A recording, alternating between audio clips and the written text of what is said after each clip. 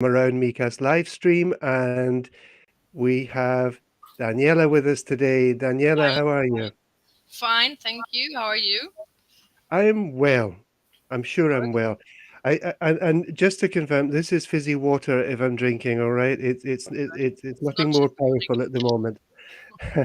Daniela, would you like to introduce your guest for today? Yes, we have with us tonight Fabienne Paques from the ACE Animal Shelter here in La Cala de Mijas. Thank you so Hello. much for joining us because I think you are one of the busiest women in Mijas with I your think work so. because I think you have a 24/7 job and yeah, we would like to tell people a bit about your work. So first of all, where are you originally from, Fabienne? I'm And original. I am from Belgium, but we live here in Spain now for nearly 30 years. And we are the Ace Refugio. We have about 20 in December. We will be working there 23 years. what did you bring? Did you bring to Mijas? Well, to be honest, we came always in holiday here. So Mm. we were not we didn't know anything about the animal rescue, and until I came into that killing station where we are now. That was before it was a killing station, and when I came in there, my life changed completely. Yeah, I guess. And so you've opened 20 years ago. Can you give us some numbers? How many animals have you rehomed since? Well, we are now at 26,000. It's a little bodhero who is number 26,000. And it's unbelievable. You don't realize that you have been saving so many animals, but it is the reality. Yeah. And so you have in the shelter, you have dogs, mainly dogs, but also cats. Yeah. And how many do you have at the moment? At the moment, we have in total, we have 500, around 500 dogs, and we have around 200 cats in total. They're not all in the refugio, but we have also foster homes, and we have also dogs in foster in Holland, in Belgium, and but in total, we are responsible for 500 dogs and 200 cats.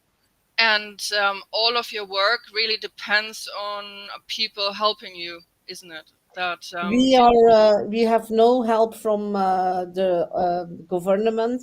We have to do everything ourselves, and we do it now for 23 years already. But I have to say it's hard work because we Mhm. have a lot of costs, especially medical costs, veterinary costs. They are sky high because the dogs and the cats who come in, they lately we have so many dogs with injuries or problems or skinny, and it's really hard work at the moment. Yes.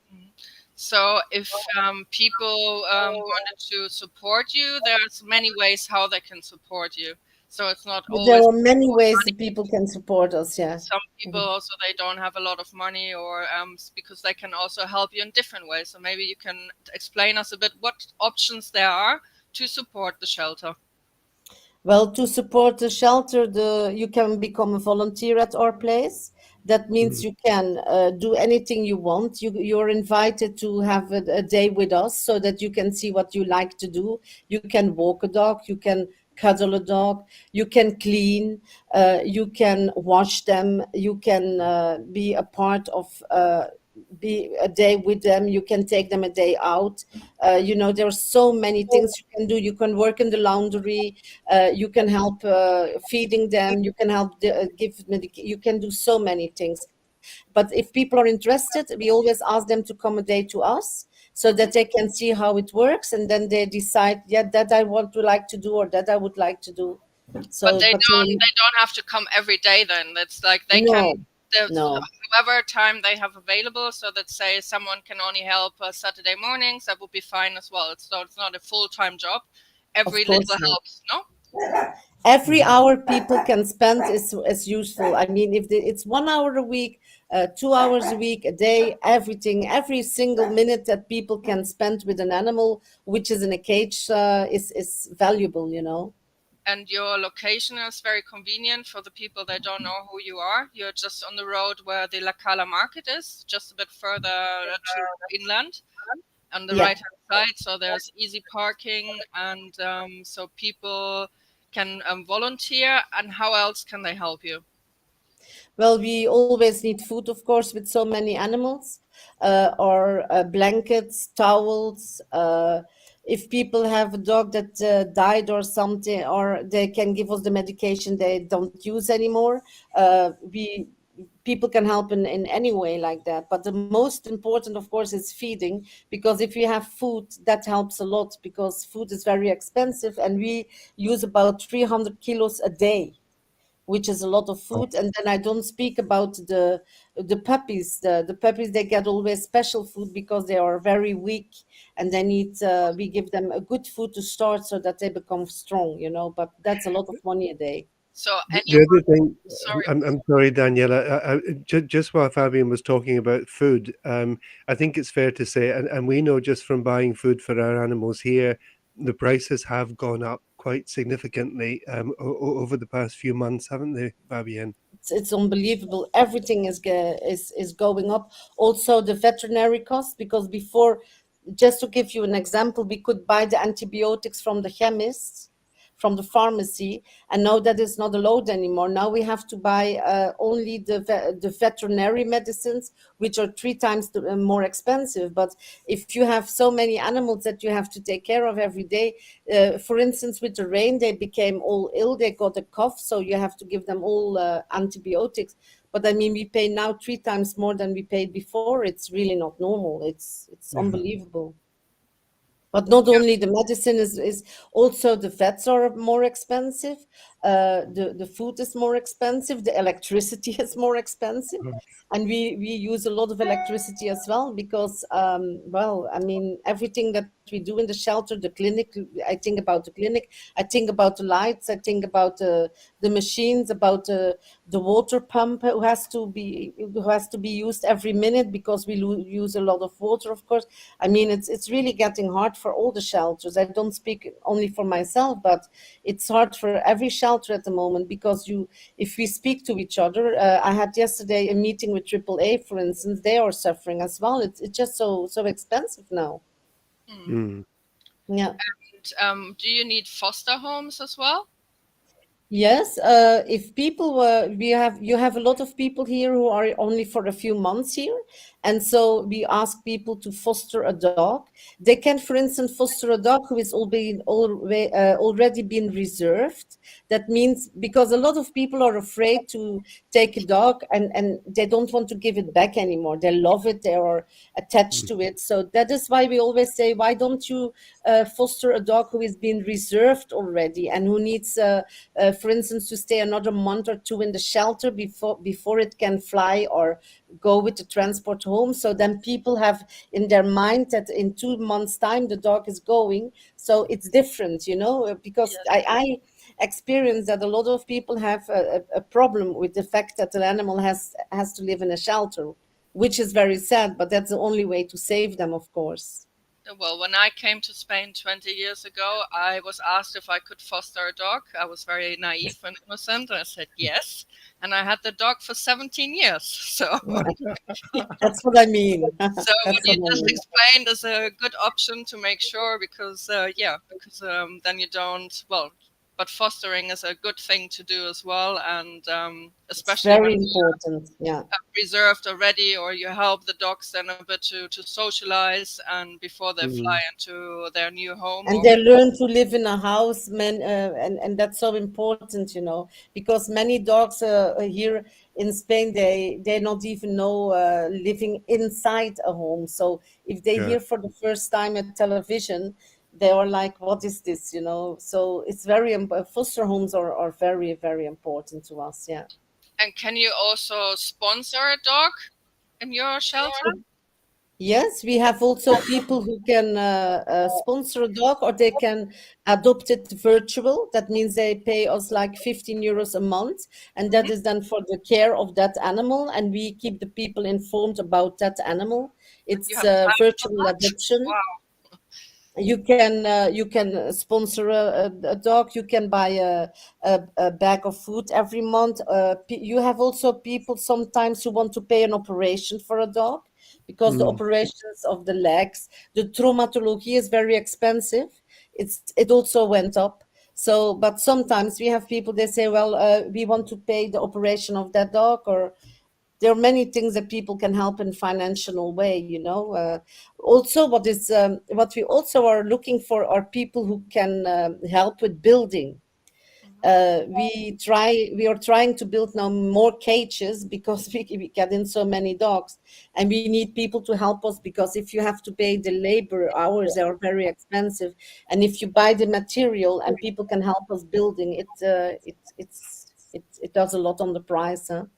So yeah, sure. there's so many ways people can support you. So we were speaking before we went live. I like that one the most. I think that you also need cuddle volunteers, which is Yes, yeah.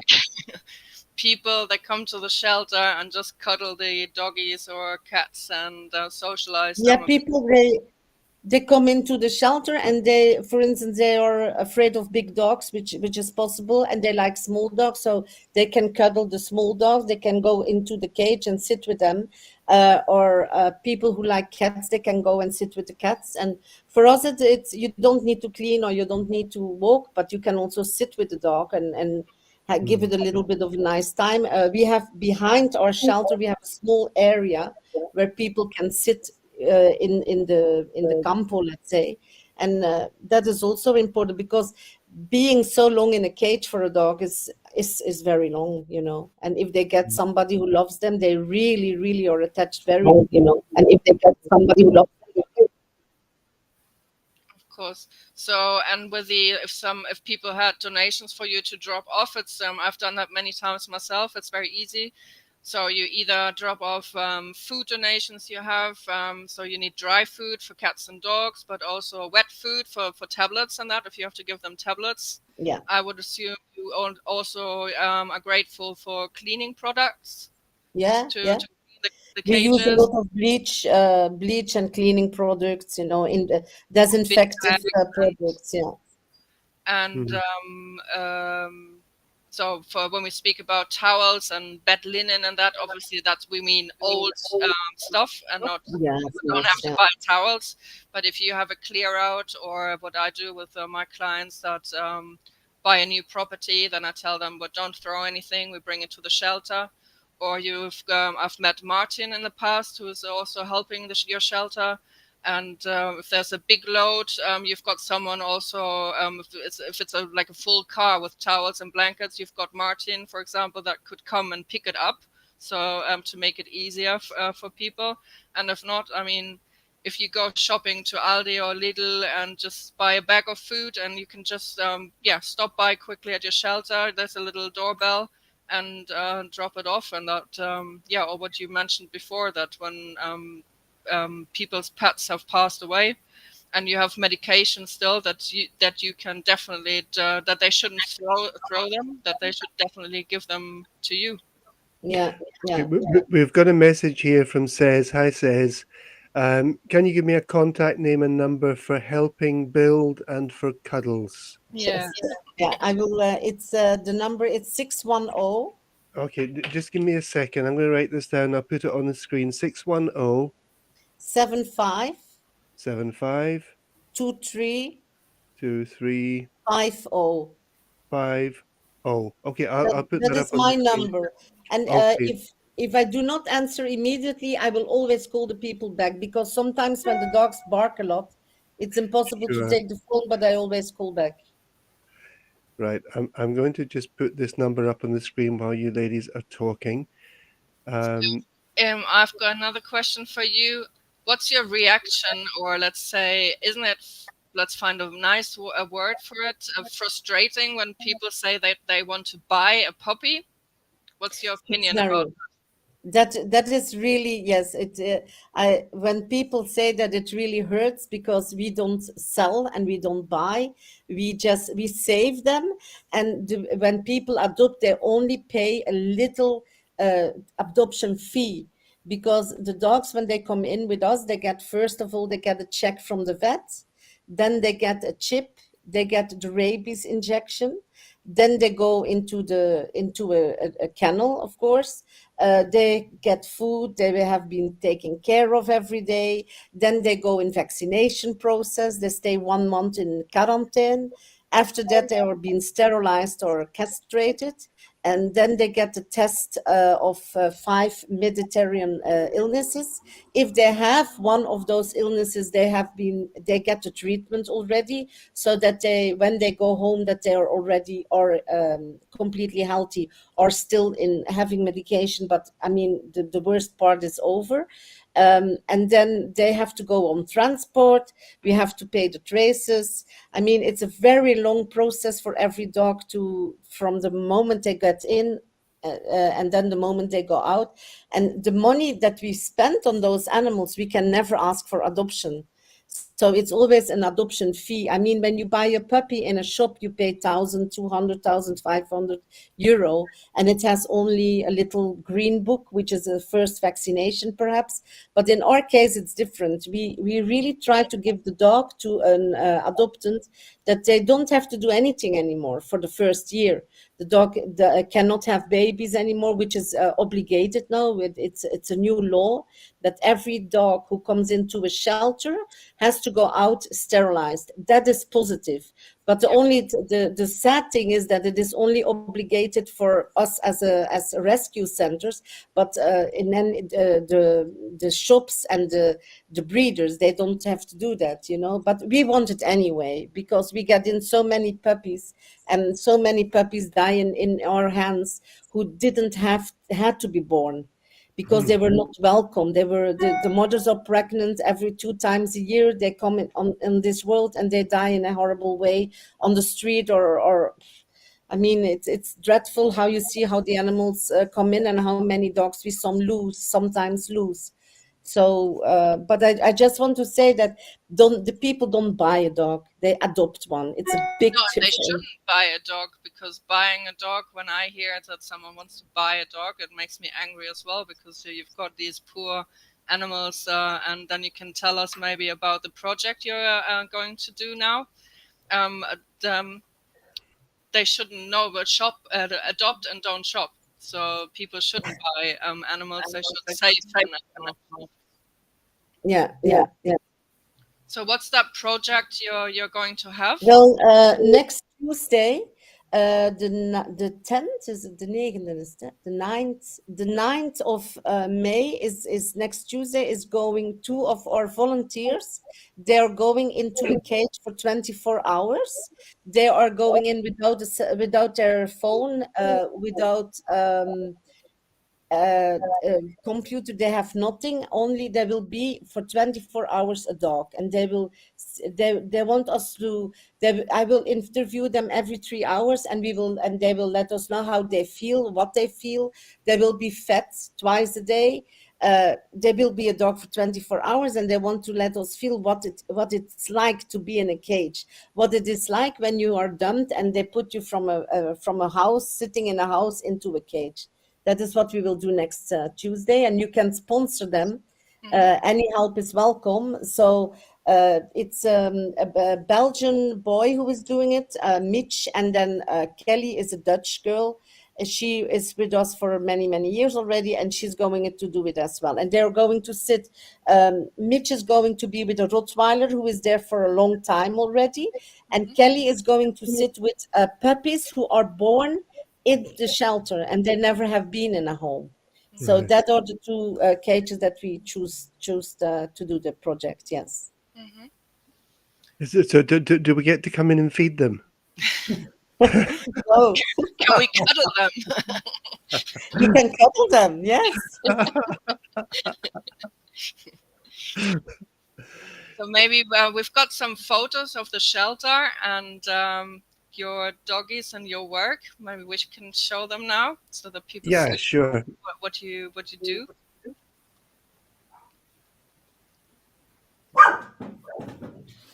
Okay. Maybe you tell us, Fabienne, a bit what we are seeing. This is one of our cats. She's still available for adoption. She's very, very sweet. To get out. Yeah, it's Bowie. Her name is Bowie, and she's still with us. That's one of them. She's a very sweet cat, but she likes to crawl up. And this is the picture of Tanya at the left-hand side, and at the right-hand side you have Veerle. Veerle is the one who will go on when one day I step out, but it's not going to happen very soon, I hope. But those are the people who will go further when we are not there anymore. They love the animals, as you can see, and they are very, very, they take care of the animals very, very well. I'm very happy with them. This is we got in about 5 little dogs, Podenkos. They had no mom, and they are now being fed with a bottle. And that we get a lot. And We have kittens and we have little dogs at the moment. This but is that's hard work, It's a every real 3 hours. commitment, isn't it? Sorry? Yeah, it's a real commitment. Yes, it's a real commitment. Those are 2 dogs who are playing. It's Kira at the left-hand side. At the right-hand side, she's still available for adoption. The left-hand side is already been reserved. He's going the 17th of May. He's going home. Okay.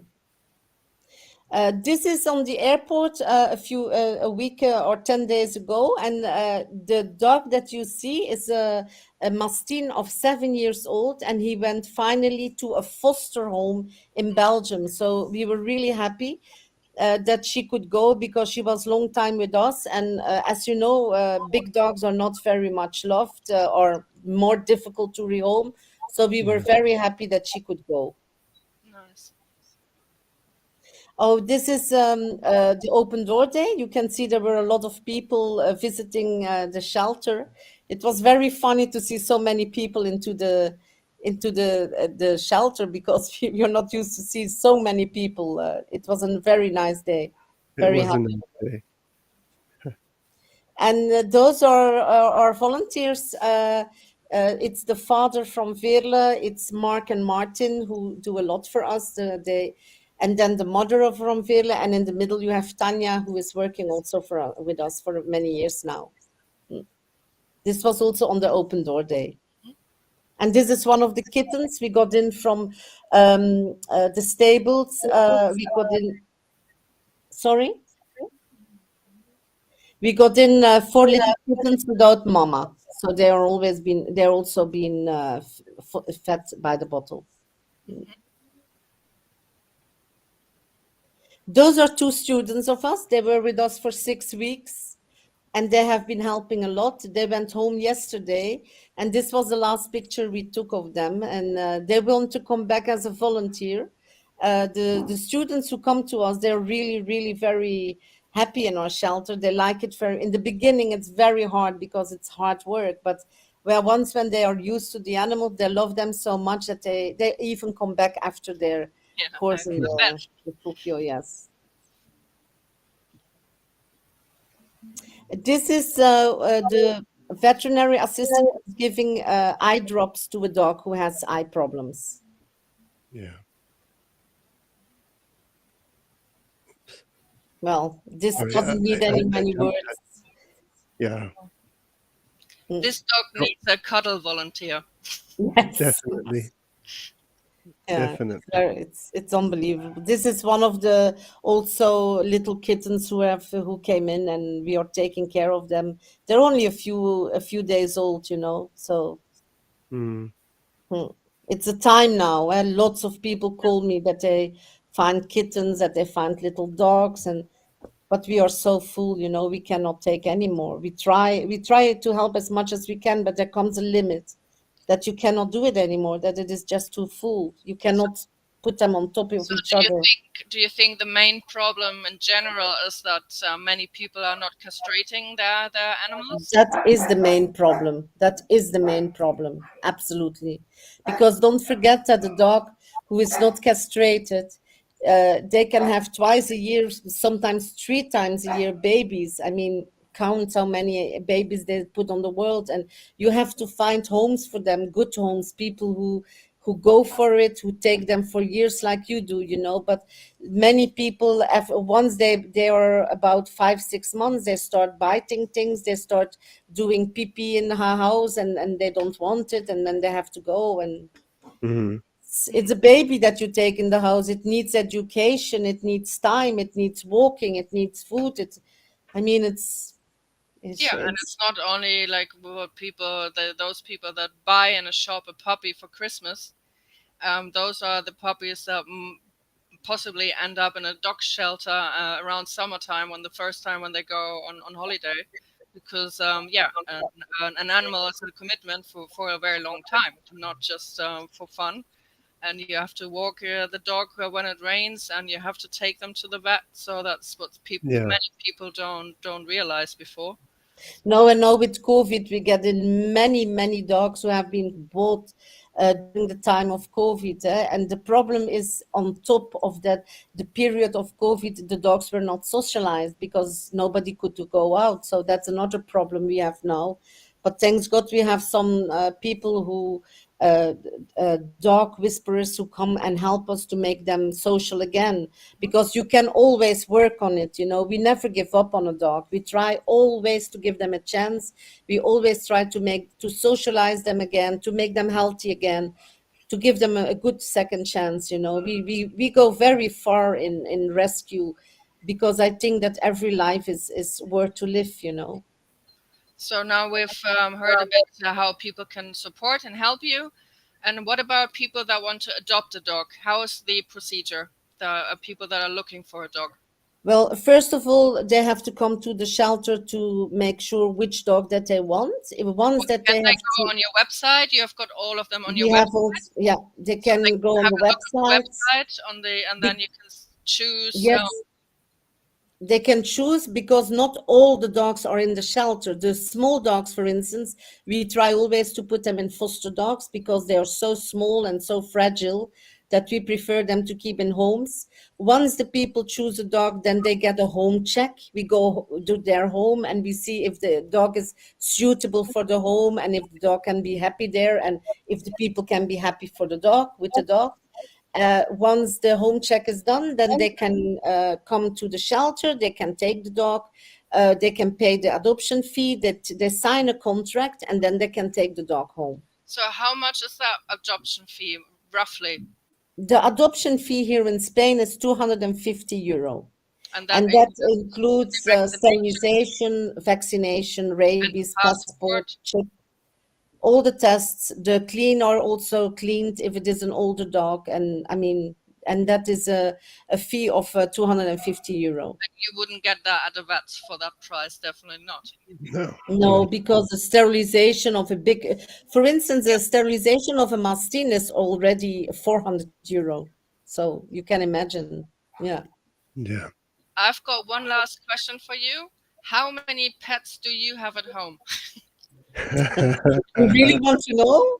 Yes. Well, you know, my husband and me, we are now getting a little bit older. So we had 24 before, but now at the moment we have 14 own dogs, but we have always dogs in foster. So So how we're many do getting you have there. at home at the moment? At the moment, we have 16, which is very good.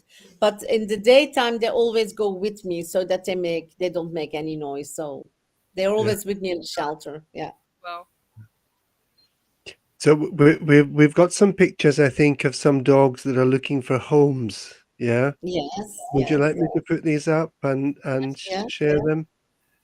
Okay, let's just do this.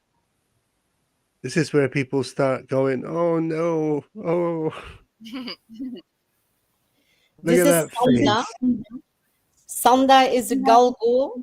She is 8 years old. She's very quiet and very sweet. So for people who are just being pensionated or retired, they can think about the dog like her, because she is very calm. She likes her walks. She's not young anymore. So that is an ideal dog for a little bit older people. Mhm. Okay, this looks like a This is character. This is Ivo. He is about 2 years and a half. He's a very good and a very calm dog, but he needs his walks every day. So if people like to walk, then they have to think about him because he loves it. But and after the walk, he's very quiet. We have got some volunteers who took him out for a day, and they told us that he's absolutely lovely to be walked, and that he is walking fine on the line. They went onto a terrace and he was like a normal lovely dog. So he's a young dog. He could be a family dog, and he could be the best would be with people who love to walk. Right. And this is Blitz. Blitz came in as a puppy. She is now 8 months. She would be the ideal dog for a family because she loves to play with the ball and she loves children. She's not very big. She's about 40 centimeters high. And she's very strong. She would be an ideal family dog. Yeah. What else have we got? Oh, look. This is Susie. Susie is a dog a little bit bigger. She's about the size of a Labrador. She's young, very playful, very good character also. She would also be a very good family dog, and she also needs her walks every day. It's important. And she needs a garden as well. She cannot live on an apartment. Right. This is Brenda. Brenda is a Mastin. She would be perfect for people who have a big house and a big garden. The Mastins here in Spain, they are really guard dogs, but they are also very sweet with their own people. They're the ideal dogs for people who have a big house and who want to have a guard dog, but also to have a dog who you can cuddle. They are big dogs. They need a big garden. Sorry. Yep. Sorry. I moved that one on. Yeah, that one is Carlo. He's a little bodyguero. He can go in an apartment, but he also needs walks every day. He's a very sweet little dog. We have many of those bodygueros. This is a typical here in Spain. They call it also the ratonero. They catch very easily mouses and rats. They're very quick, but they're very good family dogs as well. They're very loyal and very, very good dogs. This is a Podenco, Arcos. He is living at the moment in a foster home and he's doing it very well. He would be an ideal family dog. He loves to walk, to run, to play, to go behind the ball. He's a very active dog. So he really needs a family who loves activity. Right. That's what's I'm going to say on offer, but these are the little dogs that are looking for homes right now, and well, you never know. Somebody might just take a look at one of those and say, "Oh, that one's for me." Yeah. Well, let's hope. Yeah. Yeah. I mean, we're very fortunate that we live in the countryside. You know where we live, Fabienne, and our dogs have lots of space to run about, and the little one that we just uh, inherited from our friend, it was simply because she needed some space. I mean, she loves running up and down and running down the garden and rolling in the grass, and she just loves that space, and she was struggling with I think being, well, partly in the apartment and partly on a terrace, during the day. And I think she was very stressed about it, but she just loves having space to run about. Yeah, I think that The good thing here in Spain is that many people have a garden, so they all could have one dog. But one gets lonely. Two dogs. Yeah. yeah, but also not necessarily because there are also older dogs or the I cats you know. have that are perfectly suitable for people that live in an apartment. And Sure. of course, a cat doesn't need the same attention as a dog. Yeah. So you've got animals for every situation. I mean, Exactly. Yes. I think a lot really depends as well on people's personal circumstances, doesn't it? If you live in an apartment on your own, I'm sure there's no problem sharing it with a dog. And if you're not working, if you're retired, for example, then sharing an apartment with a dog is really not that demanding. But if you've got a very busy family and mum and dad are out working, kids are out at school, it becomes a bit more complicated if you're in an apartment. But if you've got, as you say, a garden and some outdoor space that they can have, then there are other options, aren't there? Yeah, of course. Yeah, there are many options. Yeah. Mm. Right. Thank you so much for everything you do. Thank you for having this interview with us.